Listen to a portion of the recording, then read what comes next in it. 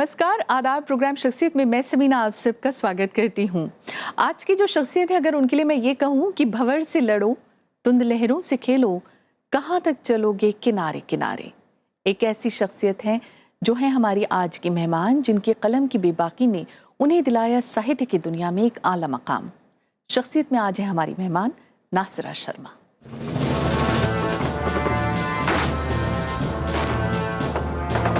सशक्त कहानीकार, चर्चित उपन्यासकार नासिरा शर्मा। बहुत कम उम्र में तोपों की गूंज, बमों के धमाके और गोलियों की गूंज के बीच नासिरा की कलम ने उस सच्चाई को कागज पर उतारने का साहस कर दिखाया जो बेहद कड़वी सच्चाई थी।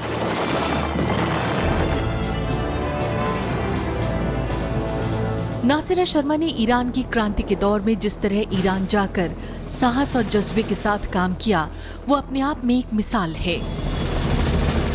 और ये साहस और ये इंटेलेक्ट उन्हें विरासत में मिला। दरअसल नासिरा शर्मा ने एक ऐसे परिवार में आंखें खोली जहां अदब का माहौल था। उनके पिता प्रोफेसर जामिन अली का नाम बड़े एहतराम के साथ लिया जाता था, लिहाजा माहौल के रंग में रंगा जाना लाजमी था नासिरा का।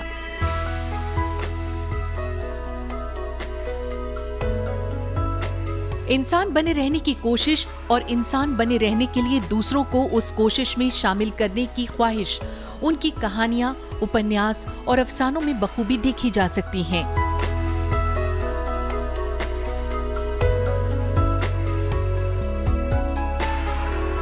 जिसमें ईरान की क्रांति के मद्देनजर 7 नदियां एक समंदर, जहां फव्वारे लहू रोते हैं का नाम काबिल जिक्र है।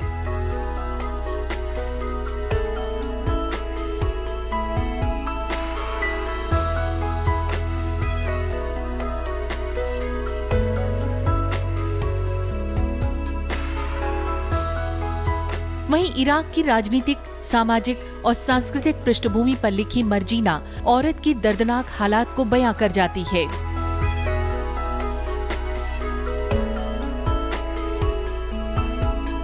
वहीं कुइयां जान जल की व्यथा पर एक बेहतरीन उपन्यास है।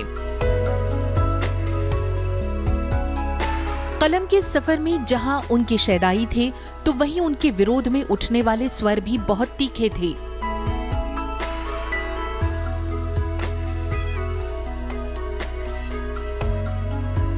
लेकिन वो रुकी नहीं, बल्कि एक से बढ़कर एक उनकी कलम इतिहास रचती गई।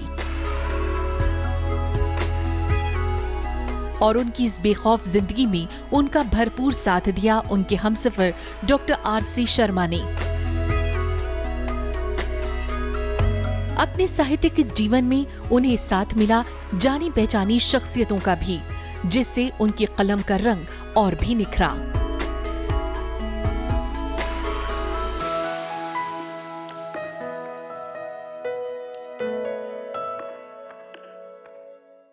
बहुत बहुत स्वागत नासिरा जी प्रोग्राम शख्सियत में। तुम्हारा भी समीना, अरसे बाद मैं आई हूँ।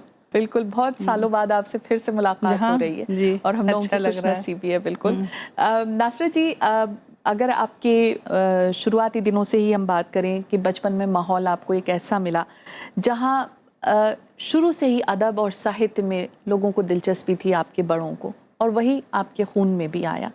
आपने कहीं कहा है कि मेरा परिवार केवल पढ़ा लिखा ही नहीं था, बल्कि शायरों का एक सिलसिला भी था। घर में मर्दों के लिखे कसीदे, नोहे और गज़लें औरतों के द्वारा पढ़ी जाती थी। कैसे याद करना चाहेंगे अपने उन खूबसूरत दिनों को? मेरा बचपन अगर मैं कहूँ कि 7 साल पहले, तो बहुत ही खूबसूरत होगा, जिसकी कुछ यादें हैं। लेकिन मेरे जो पिताजी थे, उनकी जो देहांत हुआ जब मैं 7 साल की थी, और चूंकि मैं 1948 की पैदाइश है, तो उस वक्त हमारा मुल्क भी नई करवट बदल रहा था। जैसे आज़ादी की बयार महका रही थी हमारे मुल्क को, उसी तरह हमारे घर का डिके भी शुरू हुआ था। अच्छा। तो जो जिसे कहते हैं शानदार माहौल हमारी बहनों ने देखा और भाई ने, वो मुझे नसीब नहीं हुआ। तब तक हालात बदल चुके थे, बहुत कुछ बदल रहा था, और परत दर परत तब्दीलियां भी आ रही थी और बहुत कुछ नया जुड़ भी रहा था। और सबसे बड़ी बात ये थी कि मेरा बचपन बहुत तन्हा था। वो शानदार चीज़ें जो मैं सुनती थी कि मुशायरे होते हैं और बड़े बड़े शुरा के हमारे यहाँ ठहरते थे, या अंग्रेज़ों का बहुत ज़्यादा आना जाना था, और हमारी माँ जो थी वो जो लेडीज़ आती थी उनसे मिलना जुलना, वो सब कहानी किस्से की तरह मेरे लिए थे। जो हकीकत थी वो एकदम अलग थी।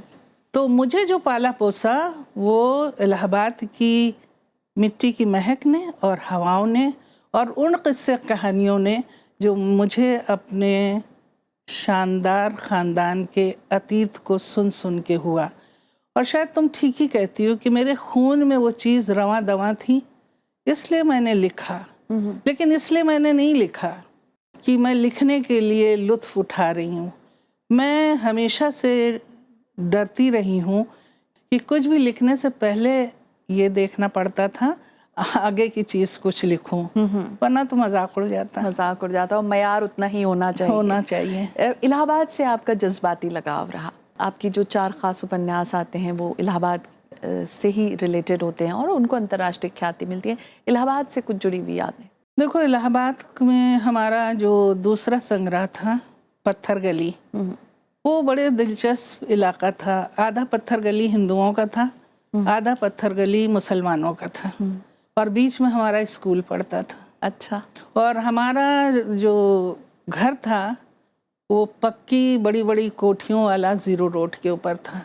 लेकिन पत्थर गली की ज़िंदगी जो थी ना, नखास कोने की, एक्चुअली वो मेरे लिए बड़ी ही दिलचस्प थी।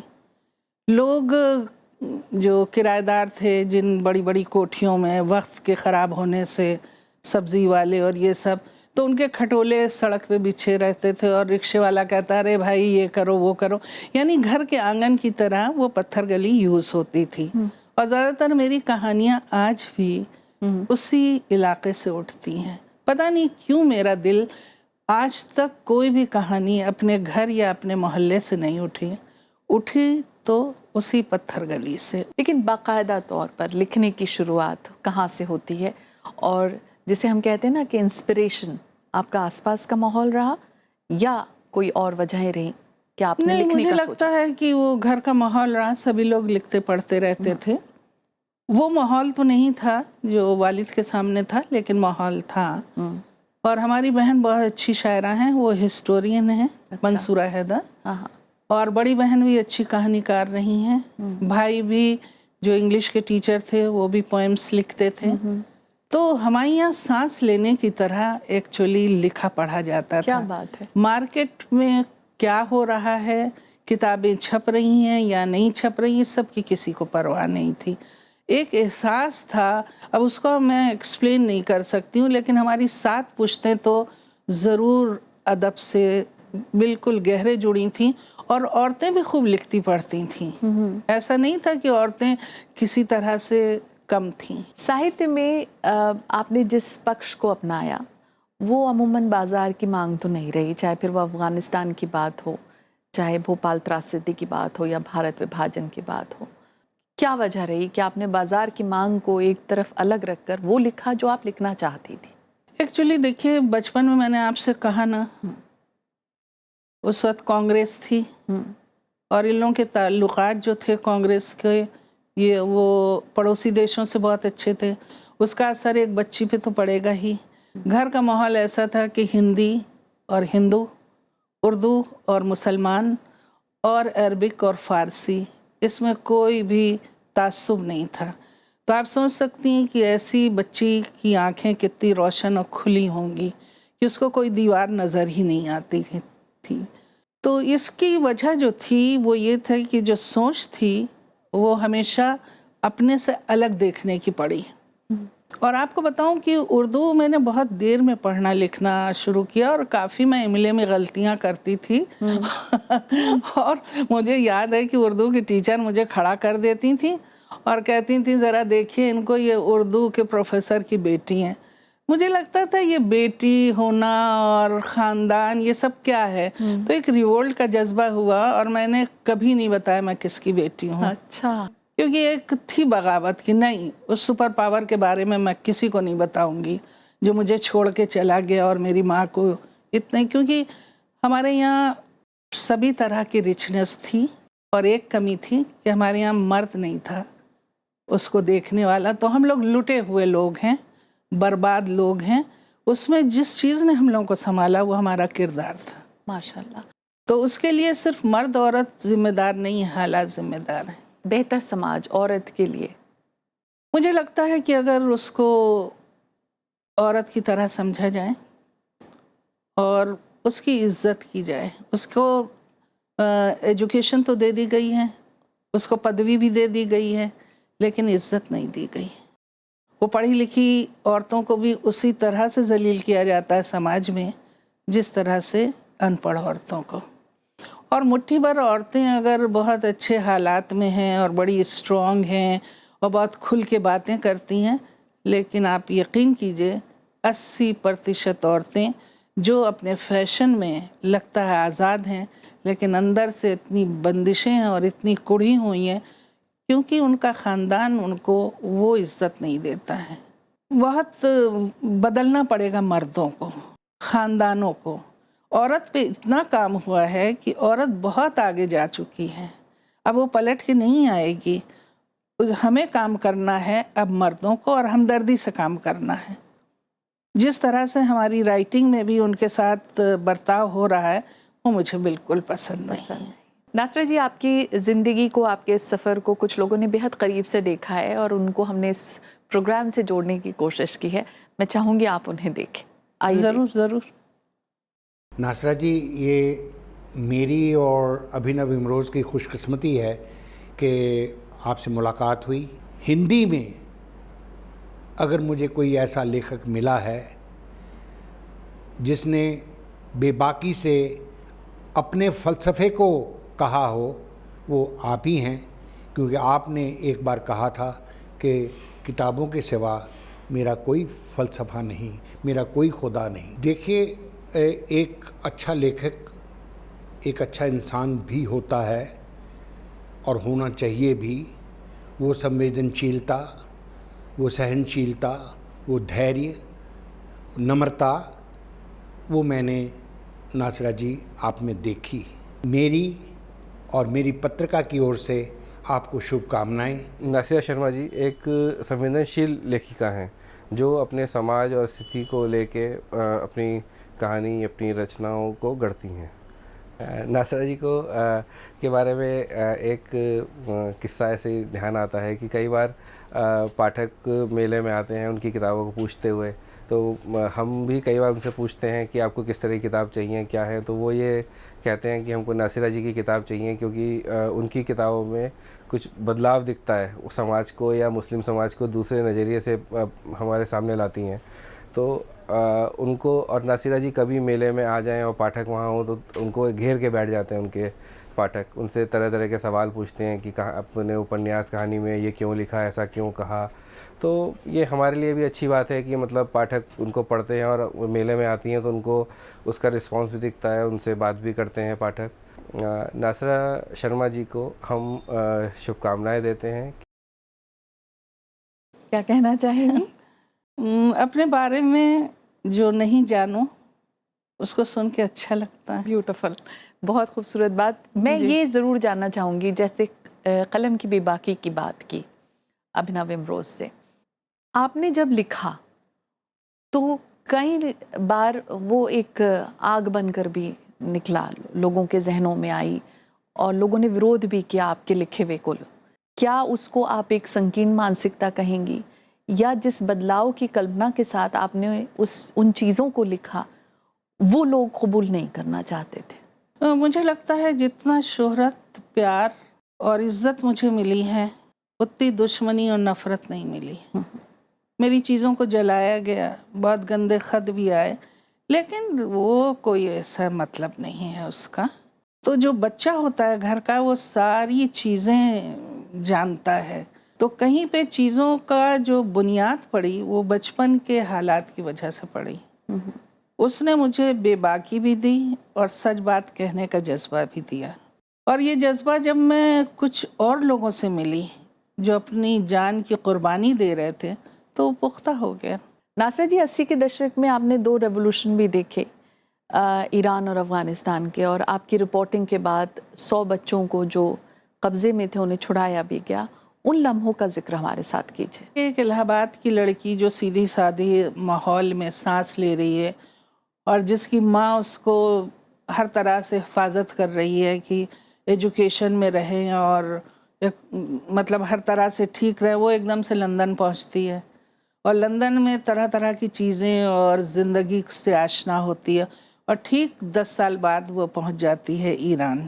ईरान एक इत्तेफाक रहा है, कोई जानबूझ के ये सब मेरी ज़िंदगी में नहीं आया है। और समीना, सच पूछो तो जो मैंने चाहा वो ज़िंदगी ने मुझे कभी नहीं दिया, जो मैंने नहीं चाहा वो ज़िंदगी ने टोकरी भर भर के मुझे नहलाया।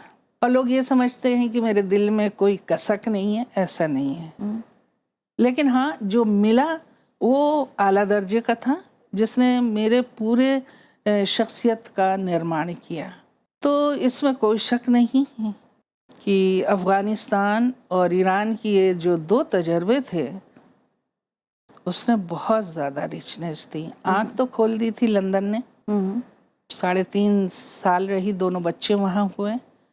लेकिन ईरान ने मुझे जो परवरिश मेरी की, जिस चीज़ की कमी मुझे घर में मिली, क्योंकि मेरा तो वक्त इस तरह का था कि बहनों की शादी हो गई, भाई नौकरी पे चले गए, तो हम अपने ही से लिख पढ़ रहे थे।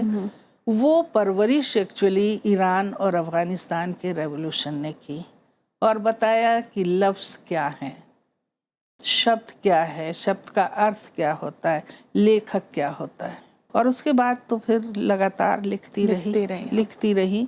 और एक कुर्बानी जो मेरी सबसे बड़ी हुई है वो ये है कि उसके बाद मैं ईरान नहीं जा सकी, क्योंकि एक फ़िल्म थी जब मैं इराक़ गई, इराक़ फ्रंट जो जंग हो रही थी उसमें, तो रमादी कैंप भी मैं गई, तो हमारे साथ फ्रेंच भी थे और पूरी दुनिया के ही जर्नलिस्ट रहते थे।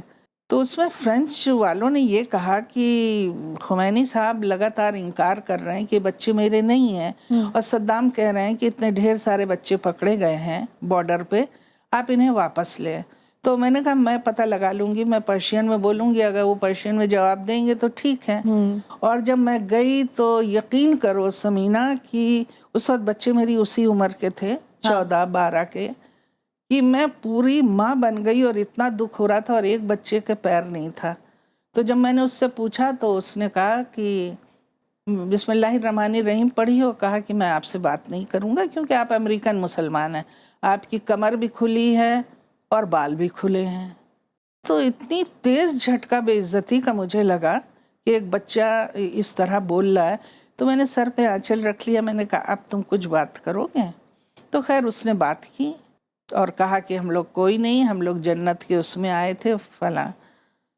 और जब जाने लगे तो धीरे से बोला, खानम कलम दे देंगी?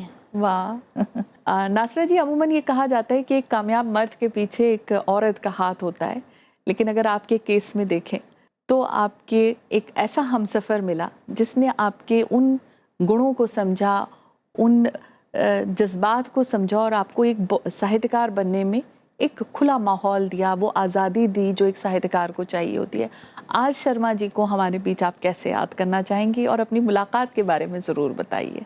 मुलाकात के बारे में तो समीना नहीं बताऊंगी, लेकिन हाँ ये ज़रूर बताऊंगी कि उस शख्स ने मुझे भरपूर इंटेलेक्चुअल लाइफ दी और बहुत इंस्पायर किया।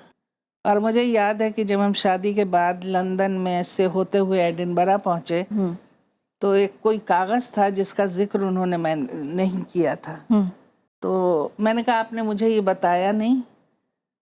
तो टिपिकल मर्द बोले तुम मेरी बीवी हो कैसे कर रही है? तो मैंने कहा ज़िंदगी में कभी बीवी मुझे नहीं समझिएगा, दोस्त समझिएगा, और नहीं समझना है तो तलाक लीजिए और जाइए। ये मेरा उम्र 18 साल और ये तेवर। उसकी वजह ये थी कि मैंने अपने बहनों के यहाँ जहेज की भरमार भी देखी जो माँ ने दिया, उसके बाद भी दामादों के नखरे देखे, क्योंकि मेरे अंदर इतनी बगावत और नफरत थी कुछ चीज़ों से कि मैं झेल ही नहीं सकती थी उसको। आपके कुछ और अपने हैं, आइए देखते हैं उनका क्या कहना रहा। नमस्कार। नासिरा जी को मैं काफ़ी दिन से पढ़ रहा हूँ। उनकी सबसे पहली किताब मैंने पढ़ी थी संसार। 1976 में पहली बार उन्हें मौका मिलता है ईरान जाने का। ईरान में वो शाह पहलवी की 50वीं सालगिरह मनाई जा रही थी, उसके उपलक्ष्य में वहाँ पे वो सेमिनार में, वर्कशॉप में गई थी। लौटने के बाद उन्होंने उपन्यास लिखा 7 नदियाँ एक समंदर। गजब का उपन्यास है, जिसमें ईरान की परतों को जिस तरीके से दिखाया गया है वो काबिले तारीफ है।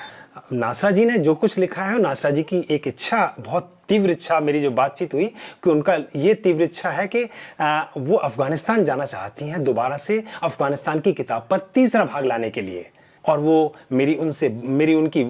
उनके लिए शुभकामनाएं तो मैं क्या दूंगा उनको, लेकिन मैं चाहूँगा कि वो वहाँ ज़रूर जाएं और उस तरह के काम को हम सभी पाठक वर्ग को उसको देखने का मौका मिले। नासिरा शर्मा से यूँ तो एक लंबे अरसे से परिचित हूँ, लेकिन मेरी प्रत्यक्ष भेंट उनसे दिल्ली में ही हुई। उनका भाषा संसार एक बहुत व्यापक संसार है। वो अरबी, फ़ारसी और अंग्रेज़ी और हिंदी तो है ही, इन सब को मिलाकर एक भाषा अपनी रचती है। उससे उस भाषा में बड़ा प्रवाह और गति आ जाती है, खुलापन आ जाता है भाषा में। उनके लिए मेरी अनंत शुभकामनाएं कि वो लगातार बहुत अच्छा लिखती रहें और अपनी तरह का एक साहित्य वो हिंदी संसार को दें, ताकि उससे भाषा और साहित्य समृद्ध हो सके। क्या कहना चाहेंगी नासरा जी इनके लिए आप? मैं सिर्फ इतना कहना चाहूँगी कि बड़ी खुशकिस्मती है मेरी, एक आलोचक और एक राइटर जो खुद भी बहुत अच्छा पोइट है, वो उस तरह मुझे देख रहा है जैसी मेरी राइटिंग है। तो ये तो मेरे लिए बहुत बड़ी दौलत है। एक सवाल अभी इनकी बात सुनकर मेरे जहन में आया कि धर्म को राष्ट्रवाद के दायरे में बांधे जाकर देखने की जो सोच है, उस पर आपकी क्या राय? मुझे लगता है कि बचपन में जो फसाद मैंने देखे, उससे दिल में बैठ गया था कि मज़हब फसाद ही कराता है। लेकिन जब मैंने पारिजात पढ़ा और ईरान का रेवोल्यूशन देखा और जो काम किया, तो इतनी परतें इस्लाम की खुली हैं कि मुझे लगता है इस्लाम तो कहीं और है, लोग कुछ और कह रहे हैं। मैंने राष्ट्र और मुसलमान इसीलिए लिखी थी कि उसमें वो चीज़ें निकाल के मैं लाई थी कि माएँ परवरिश ऐसी करें कि हिंदुस्तान में हमारा रहना ज़्यादा आसान हो जाए। और मेरी एक कहानी है सबीना के 40 चोर, जिसमें मैंने उसमें लिखा है कि हिंदू एक महकता हुआ फूल है और मुसलमान एक महकती हुई जूही का दरख्त है। और इवन डॉक्टर शर्मा से उनकी माँ ने कहा था, उधर मत जाना, मुसलमान रहते हैं। और उनको तो मुझे से शादी करना था और उन्होंने दुआ भी किससे, ख्वाजा साहब के वो बहुत मुरीद थे क्योंकि अजमेर के थे, और उन्होंने ख्वाजा साहब से मांगा मुझे। तो ये भी एक तार है जो हमको अखंडता बनाए हुए है हमारी। लेकिन जो सतह पे चीज़ें हैं वो तो हैं ही हैं। तो मैं ये ज़रूर जानना चाहूँगी आपके पसंद का एक गीत जो आपको बेहद पसंद हो और मैं आपकी तरफ से अपनी ऑडियंस को वो सुना सकूं। देखो, गीत की तो एक लंबी फहरिस्त है, लेकिन फिर भी वो फिल्माया गया है स्पेनिश और वो कुछ हिंदुस्तानी, दोनों ही उसके ऊपर है। हाँ, और वो फिल्म का नाम भी हम भूल गए हैं। दिल की कहानी या है जवानी या है दो मोहब्बत। लफ्जों की हाँ, है ये हाँ, दिल की जी, कहानी। अमिताभ बच्चन की फिल्म रही। दो लफ्जों की है दिल की कहानी, या है मोहब्बत या है जवानी। दो लफ्जों की है